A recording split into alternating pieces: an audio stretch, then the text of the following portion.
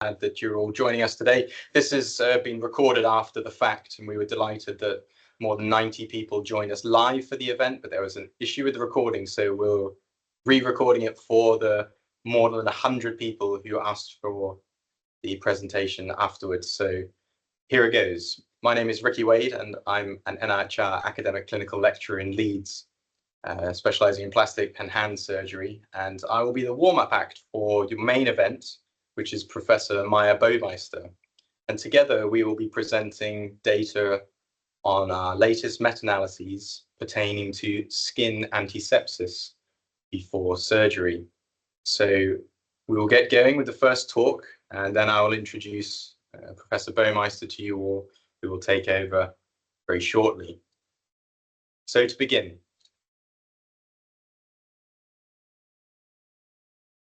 we know that globally more than 300 million operations take place annually, and this figure has to increase by around a factor of 30% to reach global need.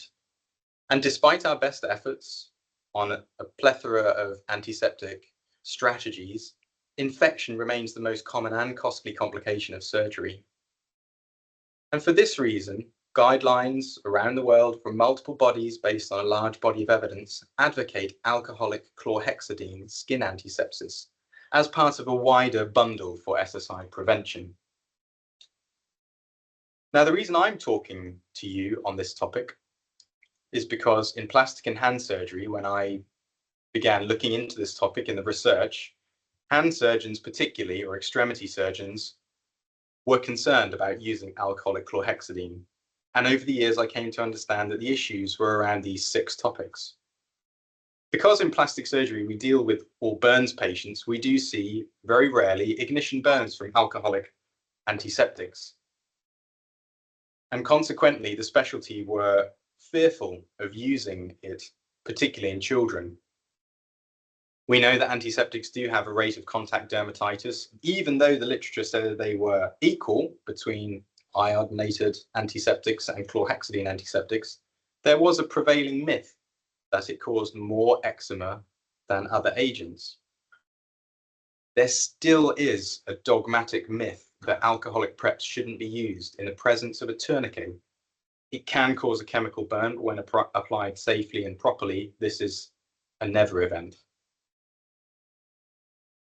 Over the years of my work, I've heard more and more people, still a minority, but certainly more literature on the topic, talking about microbes gaining resistance to chlorhexidine.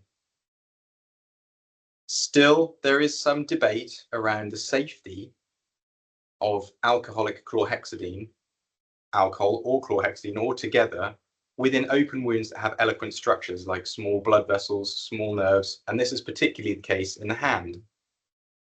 And when I started looking into this work in around clean surgery, which is the majority of hand surgery, the evidence of efficacy for alcoholic chlorhexidine wasn't there. So the 2 talks today that you're going to hear, first one from me will be about resistance, or the lack of, and then from Marja around the evidence of the superiority of alcoholic chlorhexidine. That's the focus of today's webinar. So, resistance. Are bacteria gaining resistance to chlorhexidine over time? This is a work I started some years ago with these fantastic clinical academics, 2 academic surgeons and a medical microbiologist. I'm delighted that they worked on this with me, and we published our work in Nature Scientific Reports. You can see the DOI below and read the paper yourself. And like all my work, the original data is available open source. At the time, the question was, have microbes gained resistance to chlorhexidine? And the best way to understand this over time was a systematic review. So having screened thousands of studies, we found 79 papers on this topic that specifically looked at how much chlorhexidine was needed to kill a colony of microbes. The data spanned 45 years of clinical medicine, and 6,218 microbial colonies were examined in these studies. And importantly, these microbes were from human isolates, from skin, not the mouth, not from dogs, not from banked years and years ago. These were fresh, more or less fresh human samples. And all of the studies we included had to meet certain criteria.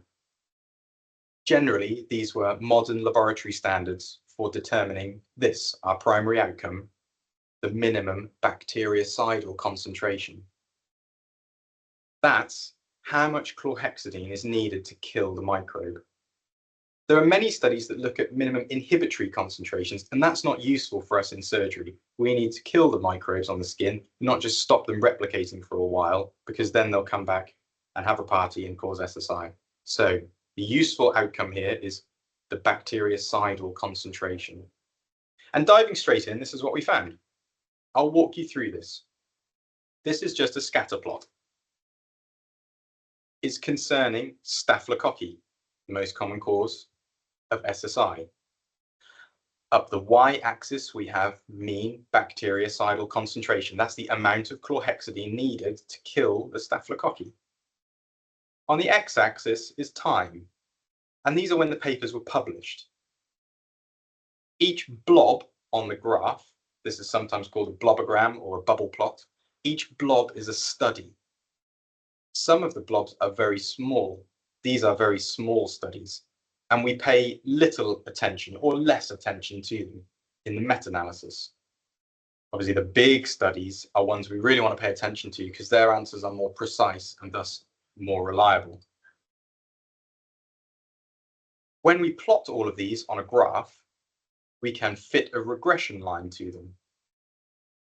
It just so happens that a linear fits the data best.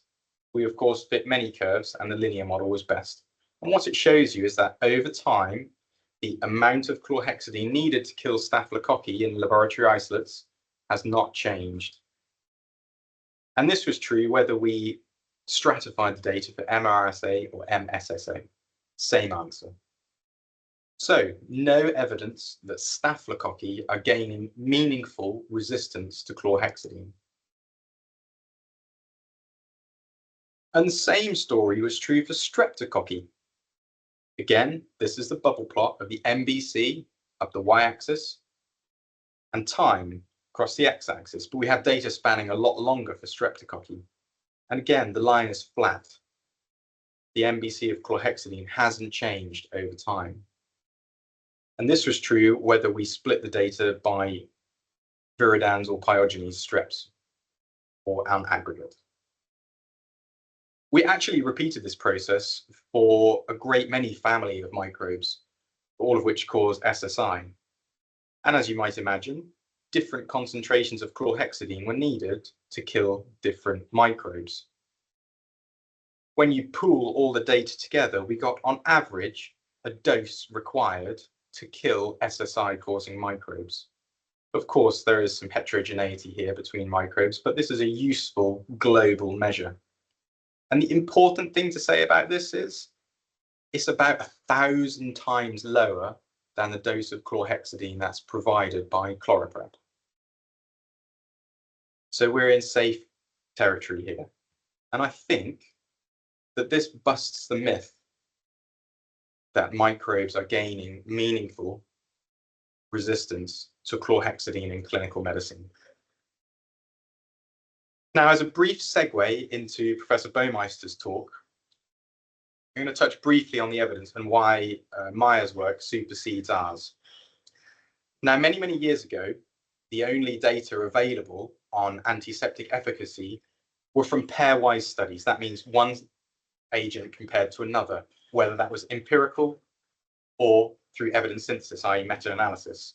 And the problem with this is you can't disentangle it. You can't understand which is the most rank efficacious and so forth, and the strength of the evidence on this. But the problem can be neatly solved by network meta-analysis. And this is what our group did for the first time back in 2018. And one of the many beauties of network meta-analysis is, even if something has never been compared in real life, say A versus C, you can indirectly understand their relative efficacy. So this work was published in the Annals of Surgery in 2018, and received a great deal of attention for reasons you can probably imagine. And it seemed to suggest that alcoholic chlorhexidine was the most efficacious, and the more chlorhexidine, the better, which makes biological sense. But there were a number of studies, like the first in any field, or the first application of a new technique in any field. There were issues. The first issue was we decided to pool both randomized and non-randomized data. Now, throughout the world, there is a certain snobbery around non-randomized data. If it's not an RCT, some people think that it is not useful. But here we quite eloquently showed that information from randomized studies, shown here, were almost exactly the same as non-randomized studies. They gave the same answer. Their precision was less, usually because the data were less abundant, but nonetheless, they gave the same answer. And for that reason, we elected to pool them together, because it made the overall answer more precise.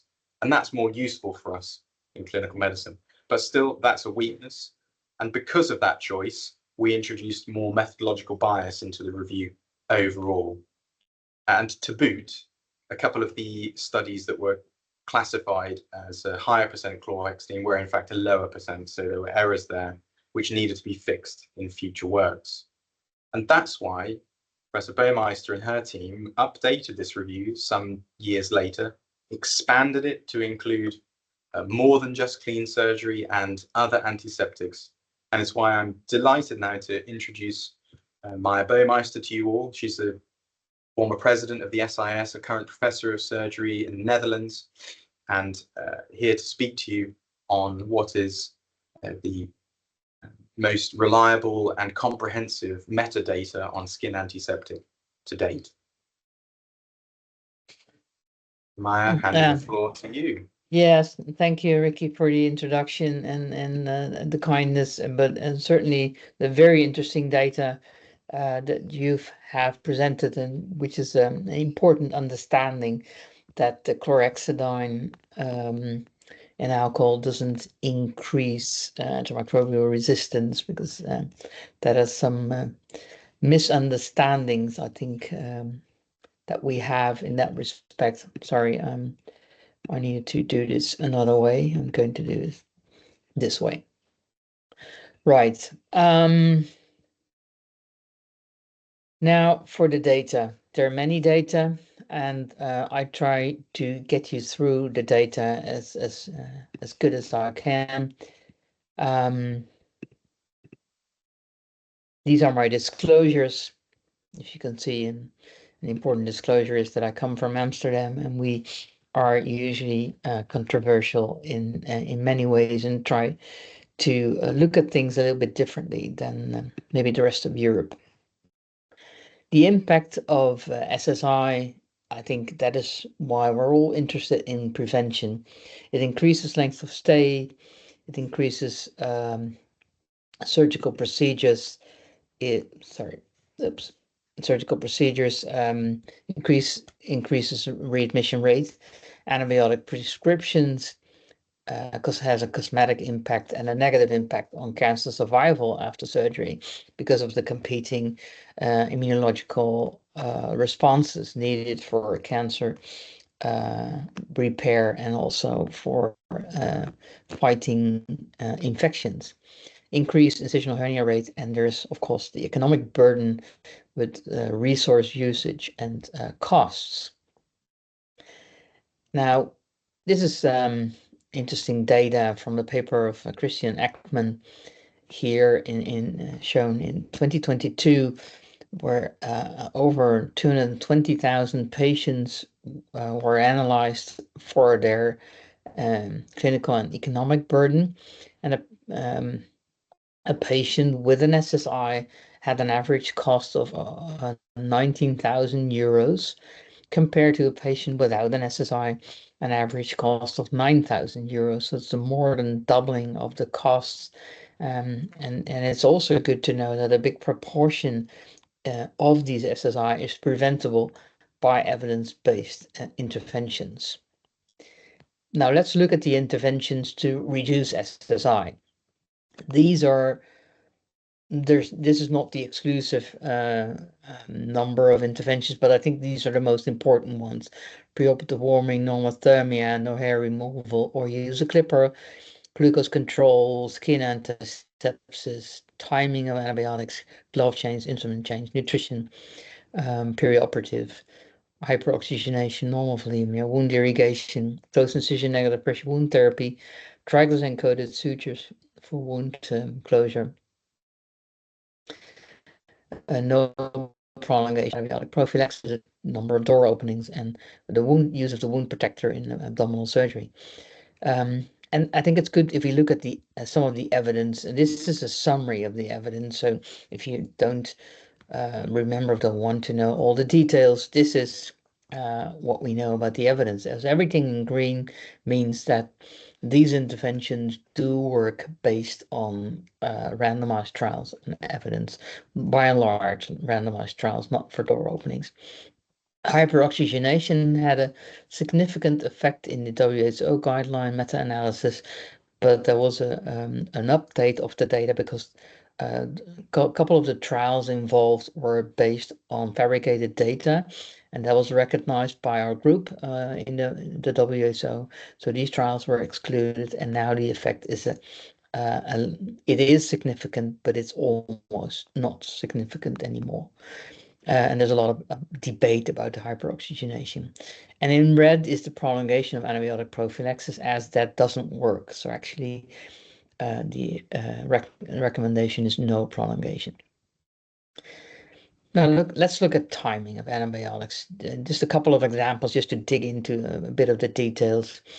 Antibiotic prophylaxis should be administered. There's an increased risk of SSI when antibiotic prophylaxis is administered more than 2 hours prior to incision, or when it's administered anytime post-incision. So you need to apply the antibiotic prophylaxis or administer it between 120 minutes prior to incision and the incision time itself.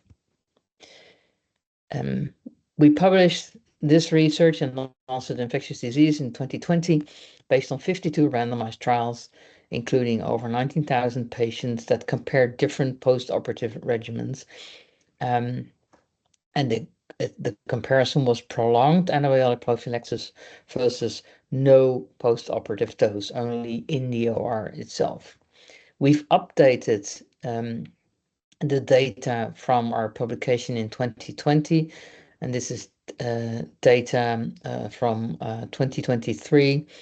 And you see that with 58 trials included in total, if there was an adherence to current best practice for systemic antibiotic prophylaxis, meaning that you give an adequate timing, as just discussed, but also a perioperative redosing of prophylaxis if operative time is more than 4 hours or blood loss more than 1.5 liters. If you do that, and that's the yes in 29 trials, then there is absolute no advantage of extending prophylaxis. If you don't comply with best practice standards of systemic antibiotic prophylaxis, then there is an advantage of extending your prophylaxis after surgery. But that would be doing medicine the other way around, because you want to do best practice standards, and that means you don't need any extension of the prophylaxis. If you look at surgical site handlings, there are like 5 topics that we can talk about: hair removal, preoperative skin prep, wound irrigation before wound closure, the wound closure process itself with sutures, gloves, and the closure tray, and the closed incision negative pressure wound therapy use. Well, let's look at hair removal. There are studies that examined hair removal, but a couple of them, 2 of them are from the 80s. But still, if you look at the meta-analysis, then there is a benefit of clipping versus shaving. So if you do have to remove hair, do it by a clipper, evidence-based. And hair removal in the OR is possible. You can prefer that from doing hair removal outside of the OR, but because of logistics, that sometimes isn't possible. But you also want to think about whether you want to clip the night before or the day of surgery, talking about logistics. Actually, there's only one trial that has looked at that, and it didn't show a difference in the incidence of SSI in a trial of about 1,000 patients. But if you do hair removal, I would prefer to do that on the day of surgery because it makes more sense that the wound doesn't get the the hair um, endings don't get contaminated. And if you have to do it in the OR, if you don't have a separate preparation area, a razor with a clip vac on it, and so you have no contamination of the operative room area with loose hair particles. Then preoperative skin prep. This started, that it has to be alcohol-based solution is clear from the guidelines from the WHO and NICE, that it has to be alcohol-based chlorhexidine. If you look at the CDC guideline, it says alcohol-based antiseptic solution, and neither of the guidelines mention any concentrations. If you look here,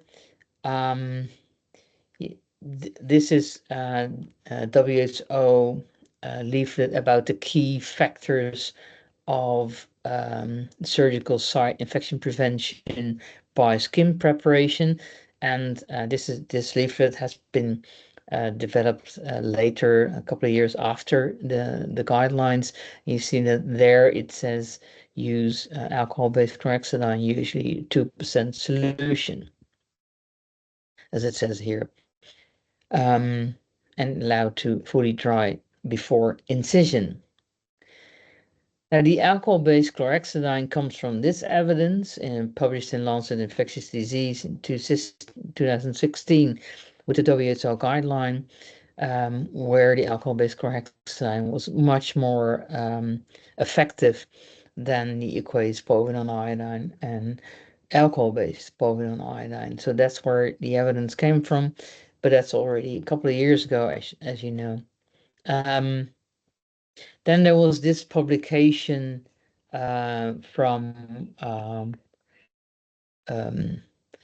Mywald and Wiedmer, who showed that the WHO, or who claimed that the WHO recommendation for surgical skin antisepsis was premature. And as you can see here, they did a reanalysis that showed that showed a risk ratio of 0.84 with a non-significant confidence interval. And if you look at the left in the columns, they made a different selection of studies to include in that meta-analysis. And then, of course, depending on your study selection, you get a different result.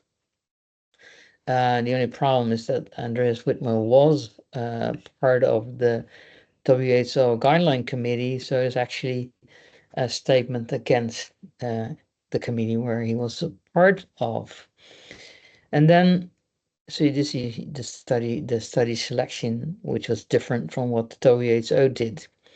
Then there was a reaction from the WHO, who also looked at the reanalysis that was done by the lead from the WHO, Benedetta Allegranzi, with help of Matthias Egger, who's a famous statistician, and DJ Petit, who is also high in the WHO, and the late Joe Solomkin.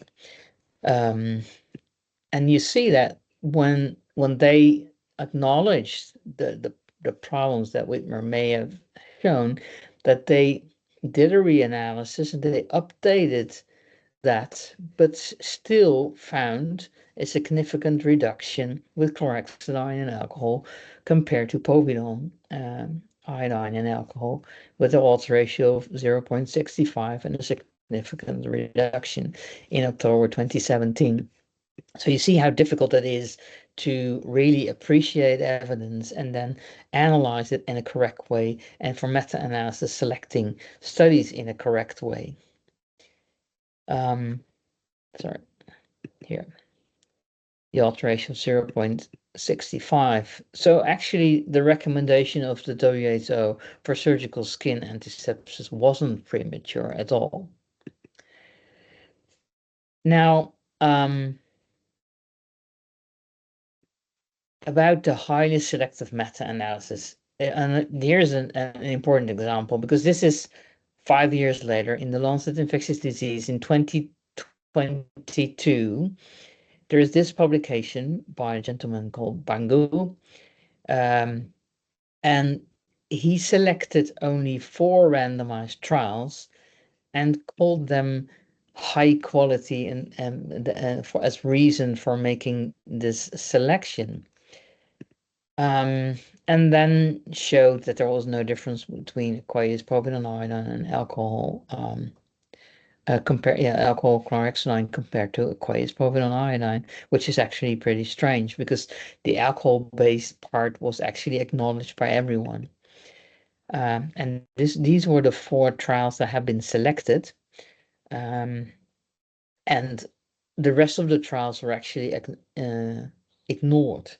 And one of the trials that actually made the data, that flipped the data in this selection of the 4 randomized trials, was the Falcon trial, with 7,500 patients included in low and middle income countries. And the Falcon trial made actually this result. But, and this was a pragmatic multi-center stratified trial, but from the same author. So actually promoting his own trial and ignoring lots of other trials that are important and also high quality. Because if you look here at this BGS Open, also 2022 meta-analysis, and this is shown a summary of the risk of bias assessment of this different meta-analysis. They definitely have more than 4 randomized trials included in the same year published. And if you look at the risk of bias assessment, they didn't include any high risk of bias studies, because everything is by and large green and yellow and not red. So, study selection actually makes the results. And that is, when you read a paper, you have to be very well aware of that. This is another meta-analysis here. This one is published in 2020, 2 years earlier. They had 30 trials included in their meta-analysis, over 29,000 participants. And they found that chlorhexidine was superior to povidone iodine in the prevention of SSI, with a risk ratio 0.65, very significant. It was superior to povidone iodine in clean surgery, but it was certainly superior to povidone iodine if you look at the confidence interval in clean contaminated surgery.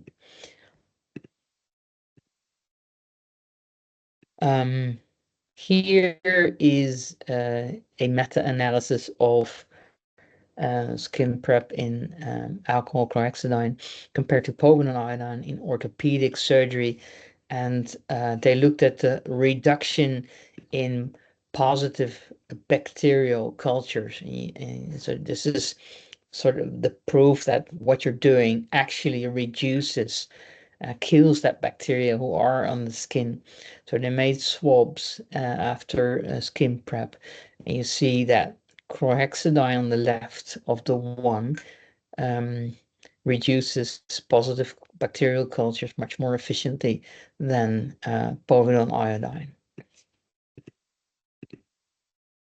Now we come to the network meta-analysis that we did.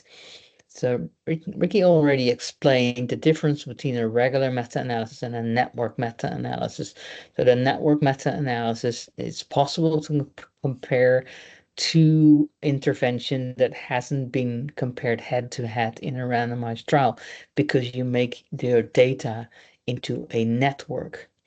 In our network of meta-analysis of skin prep, we looked at aqueous povidone iodine, aqueous chlorhexidine, 0.5% chlorhexidine in alcohol, 2 to 2.5% chlorhexidine in alcohol, 4% chlorhexidine in alcohol, and povidone iodine in alcohol.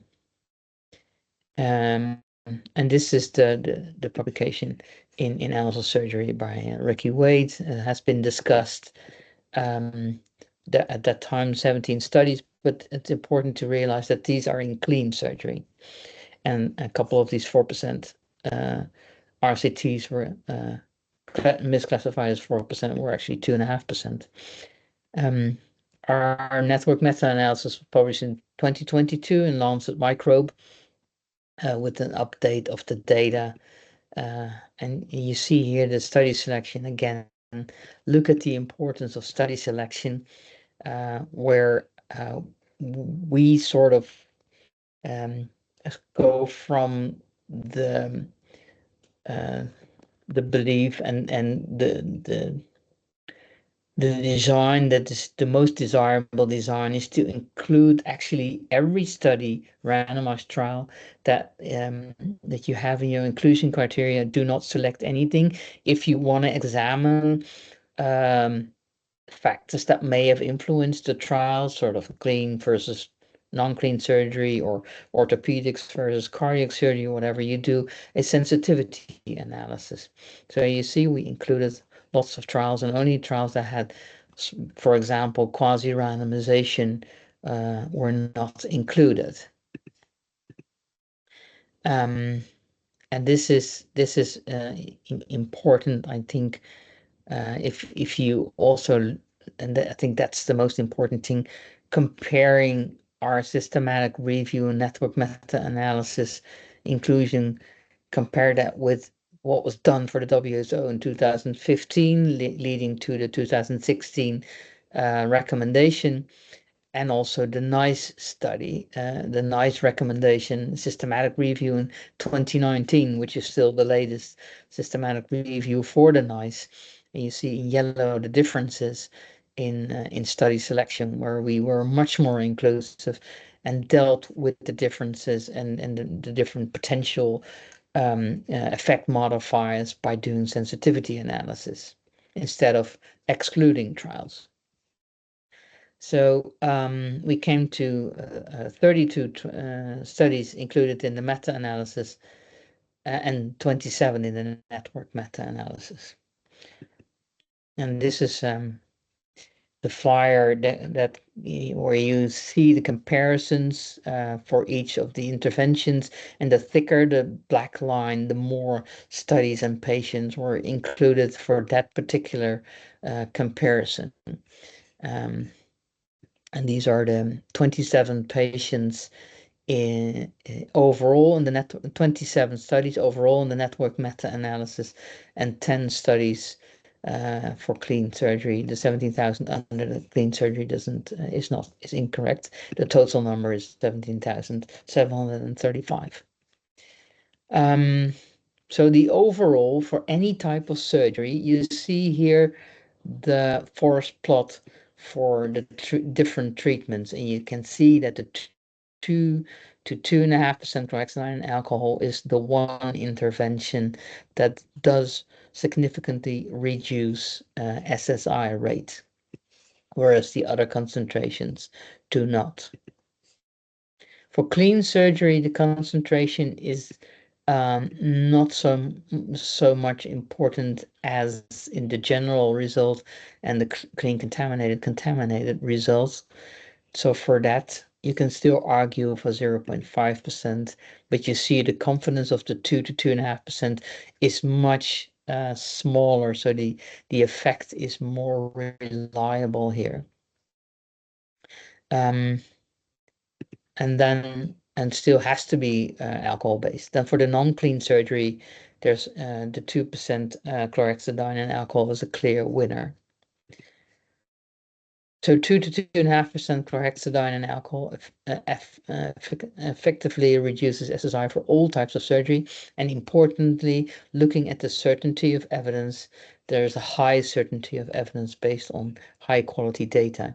There's one randomized trial on 1.5% polonexidine. It hasn't been confirmed yet by other trials, but that also reduces SSI rate, but it has a moderate certainty of evidence. Now this is, if you include the updated network meta-analysis on skin prep solution, and you look at the other recommendations, and now look at the most recent evidence that we provided, you see that it changes the recommendation. In the WHO, it was alcohol-based antiseptic solutions based on chlorhexidine. That still stays the same, but not there's no concentration mentioned. In the NICE, it's alcohol-based solution of chlorhexidine. And here in our study, we conclude that it should be 2 to 2.5%. Whereas if this concentration is not available, other concentrations can be used, although it may be less effective. Then for wound irrigation, before wound closure, we published a meta-analysis and network meta-analysis. Actually, this JAMA surgery last month, so it's already published now. Again, doing the same direct comparison and indirect comparison with aqueous antiseptics and aqueous antibiotics and aqueous saline only or no irrigation. There are actually 41 randomized trials with over 70,000 patients with an SSI incidence overall over these 41 trials of 7.7%. Again, if you look at this flyer, you can see in the thicker lines there were 17 randomized trials comparing antiseptics to saline and 10 comparing antibiotics to saline, etc. Now the overall forest plot is shown here, where the antibiotics as well as the antiseptics had a significant reduction of SSI when they were used as wound irrigation solutions before wound closure.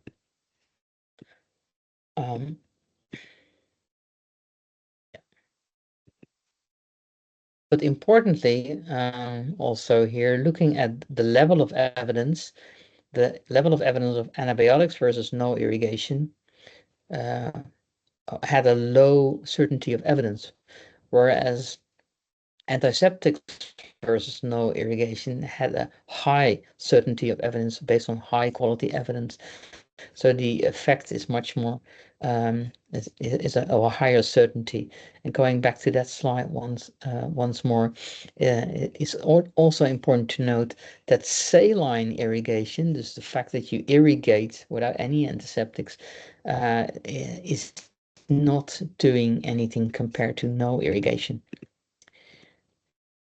In this irrigation studies, so antiseptics versus no irrigation, most of these studies there was povidone iodine, aqueous povidone iodine used. Another topic is wound closure, so glove change, clean closure tray, antibiotic coated sutures. This is just a summary update. In 2023, 31 randomized trials compared to our initial publication in 2017 in the BGS, or 21 randomized trials. And you can see that the relative risk just stays the same, although 10 trials were added to the data. And there is a significant reduction of SSI when using trioxane-coated sutures. Prophylactic closed incision negative pressure wound therapy. Here's an example. We used that for 7 days, and this is the recently last year published meta-analysis of our group in the clinical medicine daughter of the Lancet. And this is the summary data we already published in the Annals of Surgery in 2019. The risk ratio was 0.61, and 28 randomized trials. We're now doubled this. It's 56 randomized trials, and the risk ratio is about the same, 0.68, with a significant confidence interval. So it is an effective way of reducing SSI. So my key message, at least ending this part, is that there is accumulating evidence that you should be aware of, and evidence keeps accumulating. Important updates, including recent evidence I showed you, and the 2% chlorhexidine in alcohol is most effective across all types of surgery. There are additional considerations that we briefly have to touch upon, that is licensing of certain skin prep solutions versus evidence of the effectiveness. And there's the pharmaceutically licensed versus the biocidal products, who have different type of licensing and evidence. If you look at the NICE guideline in detail, 2019, which is still the guideline, it says 0.5% chlorhexidine in alcohol was licensed for minor surgical procedures, and the 2% chloroprep, 2% chlorhexidine in 70% alcohol was licensed for invasive medical procedures. So the licensing actually was making a difference, and not the evidence of effectiveness, which is I think which is incorrect. So we have to look at evidence, and chloroprep being a pharmaceutically licensed preparation with sterile antiseptic, a sterile applicator, being an all-in-one solution. And being pharmaceutically licensed is important because that includes a very rigorous approval process as opposed to biocidal products. So it's more rigorous and regulated, robust clinical evidence. And the products that have that are manufactured are regularly inspected by healthcare authorities. Biocides have their limitations, and they're actually not indicated for skin antiseptics. And the pharmaceutically licensed products have this more rigorous process. So for the biocidals, there's the bulk solutions instead of individual assessment of quality. So again, this is the summary of the evidence. Please look at it again. Multiple interventions, of which I predominantly touched on. The surgical site handling evidence, but this is the summary of the evidence again. And of course, as you can see here, skin prep antiseptics with 2% chlorhexidine in alcohol is an intervention with abundant evidence. Thank you. Fantastic. Thank you so much, Marja, for that comprehensive review of all the activities that we can do to prevent this common complication. And I can see that from the chat, both on the day that this was broadcast live and questions that have come in since. We have a few. Are you happy to field some questions? Yes, of course. Yeah. Great. So in no particular order, but running top down, and you can see the list as well. We have a question that's coming about the process for the clean tray. So I wonder if you could just describe logistically, what is your clean tray for closure, and what do you do in the OR? Yeah, I think the best way of handling that, and also looking at environmental issues, is that you just, when you start opening the surgical tray, that you select some of the instruments, put them aside for at the end of surgery closure, so that during surgery they cannot get contaminated. You just set them aside at the table or in a separate small tray, And so at the end of the surgery, you take your cleaning instruments, although from the same net, which is the easiest way of doing it. And we do glove change before closing the wound. And And that is that comes for from all the your data cases? of the Cheetah trial, which is was sort of convinced me also that it's very useful to at least change gloves before wound closure. Thanks, Maya. And are you doing that for all your cases, including, I don't know, maybe you don't do the very, very short, small cases anymore where glove perforation risk is obviously as a function of time. Are you doing that for literally everything, even the small and short cases? If you, it depends on some, I think, some of the issues.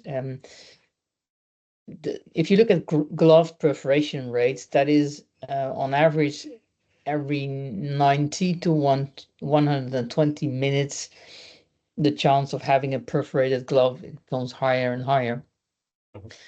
Um, if I think my surgery is always longer than that, so I change gloves before wound closure. If you have a shorter duration of surgery, I think there is no need to change gloves. That changes, of course, when you either have a very contaminated operation, although it lasts not that long, and when you do an implant. So I think in orthopedics, but also in my business, doing mesh implants in abdominal wall, I change gloves before touching the implant. Understood. Great. Thanks for that clarification. Next question is around your work on irrigation of surgical wounds. And the question is, if you had a choice, which agent would you use, and I suppose why? Um, I'm I'm using an antiseptic. I wouldn't. There are two reasons, looking at the evidence on wound irrigation, not to choose for antibiotic wound irrigation, because the data has a lower certainty of evidence, but also as there is similar uh, efficacy of antiseptics as wound irrigation. Antiseptics do not have the problem of increase in antimicrobial resistance. It makes much more sense to choose for antiseptics than antibiotics. So what I use is at this time is chlorhexidine and alcohol, but the studies are all about povidone iodine, and I was just extending my experience with chlorhexidine. Sorry, I'm using Aqueous chlorhexidine for wound irrigation, and I was extending my experience of skin prep with chlorhexidine and alcohol. So I think that must also work for irrigation when I use the Aqueous version. If I look at our trial, which is a randomized trial on a bundle approach, I can see that, but it's a multi-center trial, that probably the povidone iodine hospitals were more effective than my chlorhexidine in water. And At that's a the only bundle level, you mean? data we have, actually. Sorry? You mean at a bundle level rather than that particular intervention? Also, if you try to dissect the individual effects, but that is on a bundle level, yes. But so when using the bundle, it only has 5 elements, but one of that was wound irrigation. But it certainly shows no advantage of the chlorhexidine in water, but that is only about wound irrigation. And if I now, because we've done this meta-analysis of wound irrigation just this year published, if I'd known it then when we started our trial, I would have said use povidone iodine in all patients for wound irrigation, and we just let that to, you could choose either chlorhexidine in water or povidone iodine in water. So yeah, on hindsight, I think I would prefer povidone iodine water.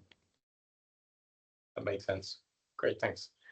Next question comes about the technical application of ChloroPrep There's two questions nested in one. So if you've got a dirty area within your prep field, how should that be approached in order of stuff? And will you also then comment on, does the area need to be prepped once, twice, thrice? How many?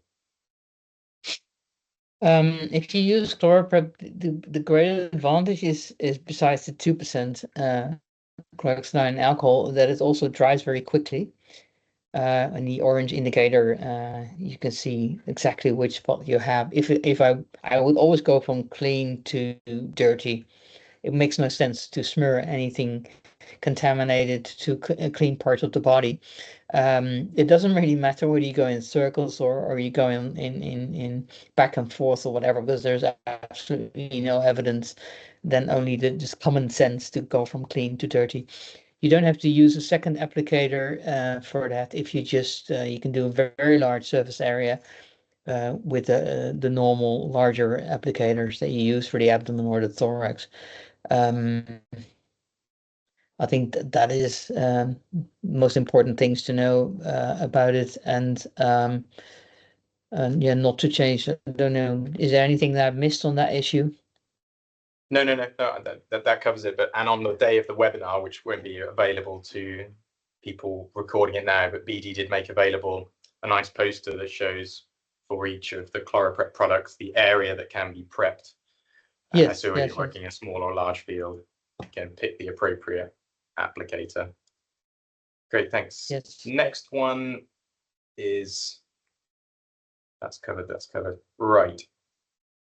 So the next question comes about the Ecolab 0.5% chlorhexidine product versus 2%. And the question is, quote, is there really a difference in performance between these two concentrations? That's a very important question. I know it's slightly been addressed, but I wonder if you'd revisit and summarize.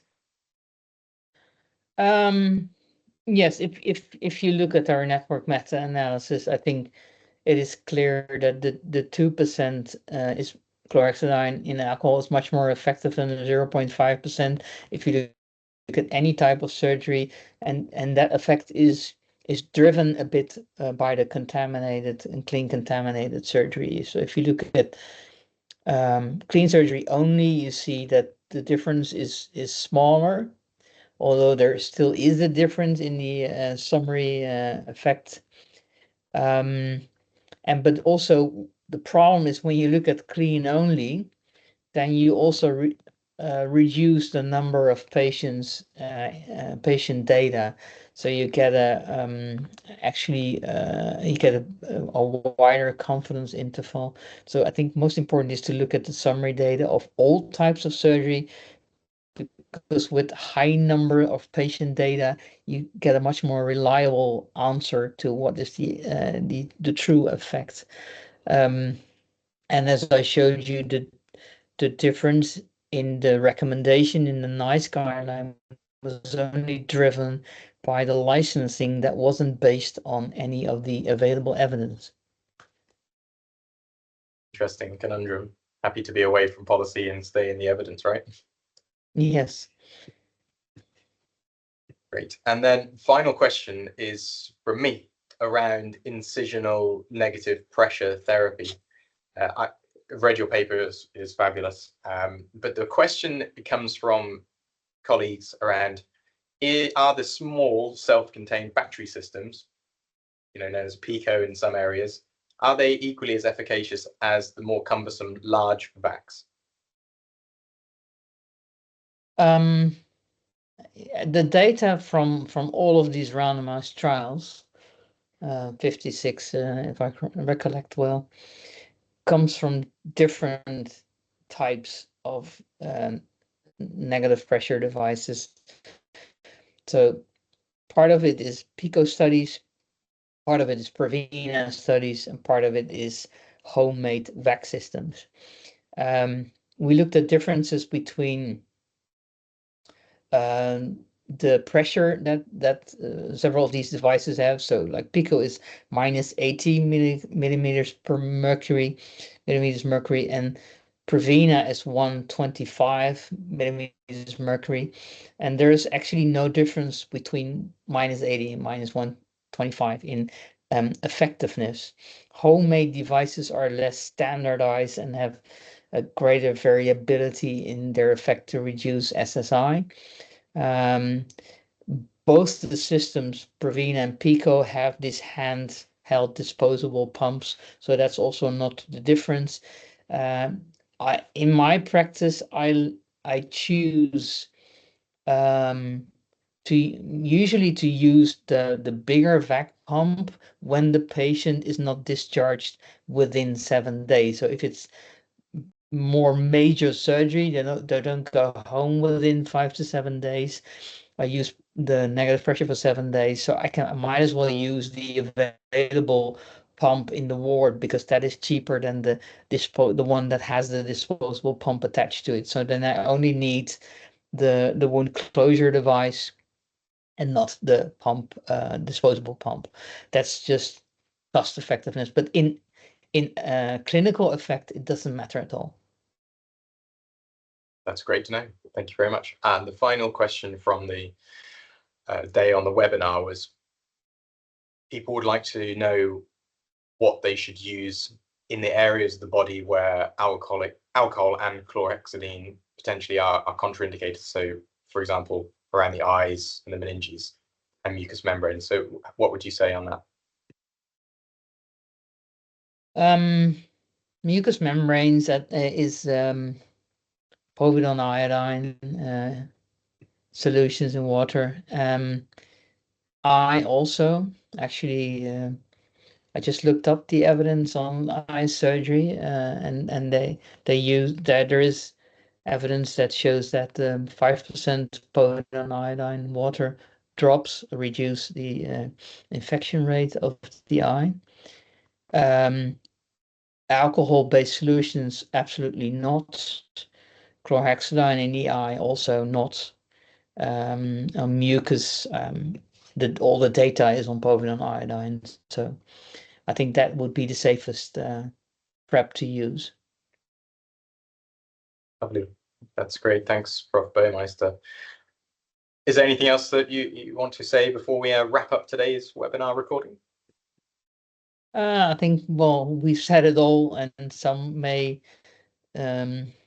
trigger some more questions, but that is maybe for either a next webinar or I think it's also possible for people to contact us either directly or through BD if they want to have some more information.